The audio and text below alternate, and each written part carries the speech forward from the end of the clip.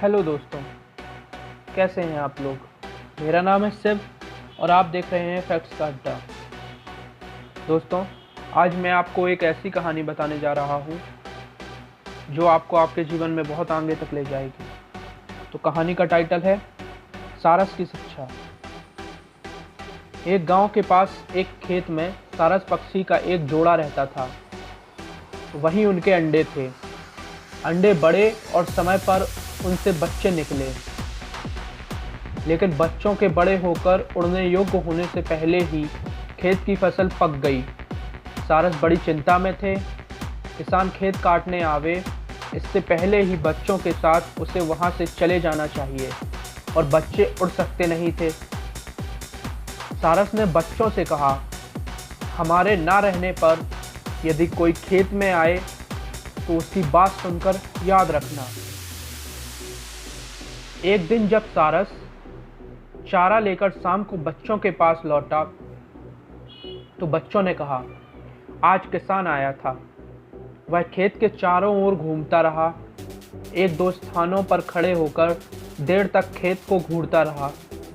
वह कहता था कि खेत अब काटने के योग्य हो गया है। आज चलकर गांव के लोगों से कहूँगा कि वह मेरा खेत कटवा दें। सारस ने कहा, तुम लोग डरो मत, खेत अभी नहीं कटेगा, अभी खेत कटने में देर है।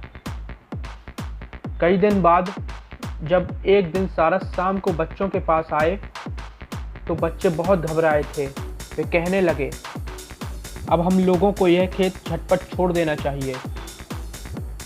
आज किसान फिर आया था। वह कहता था कि गांव के लोग बड़े स्वार्थी हैं। वह मेरा खेत कटवाने का कोई प्रबंध नहीं करते। कल मैं अपने भाइयों को भेजकर खेत कटवा लूंगा। सारस बच्चों के पास निश्चिंत होकर बैठा और बोला, अभी तो खेत कटता नहीं, 2-4 दिन में तुम लोग ठीक ठीक उड़ने लगोगे। अभी डरने की आवश्यकता नहीं है। कई दिन और बीत गए। सारस के बच्चे उड़ने लगे थे और निर्भय हो गए थे। एक दिन शाम को सारस से वे कहने लगे, यह किसान हम लोगों को झूठ मूठ डराता है। इसका खेत तो कटेगा नहीं। वह आज भी आया था और कहता था कि मेरे भाई मेरी बात नहीं सुनते, सब बहाना बनाते हैं। मेरी फसल का अन्न सूख कर झर रहा है। कल बड़े सवेरे मैं आऊँगा और खेत काट लूँगा। सारस घबरा कर बोला, चलो जल्दी करो, अभी अंधेरा नहीं हुआ है। दूसरे स्थान पर उड़ चलो, कल खेत अवश्य कट जाएगा। बच्चे बोले, क्यों, इस बार खेत कट जाएगा, यह कैसे?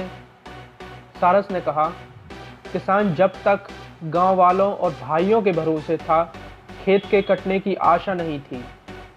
जो दूसरों के भरोसे कोई काम छोड़ता है उसका काम नहीं होता, लेकिन जो स्वयं खुद से काम करने को तैयार होता है उसका काम रुका नहीं रहता। किसान जब स्वयं कल खेत काटने वाला है तब तो खेत कटेगा ही। अपने बच्चों के साथ सारस उसी समय वहां से उड़कर दूसरे स्थान पर चला गया। मित्रों, जो दूसरों के भरोसे कोई काम छोड़ता उसका काम कभी नहीं होता, लेकिन जो स्वयं काम करने को तैयार होता है उसका काम रुका नहीं रहता। अगर आपको ये स्टोरी अच्छी लगी है तो लाइक, सब्सक्राइब एंड शेयर करें। Thank you.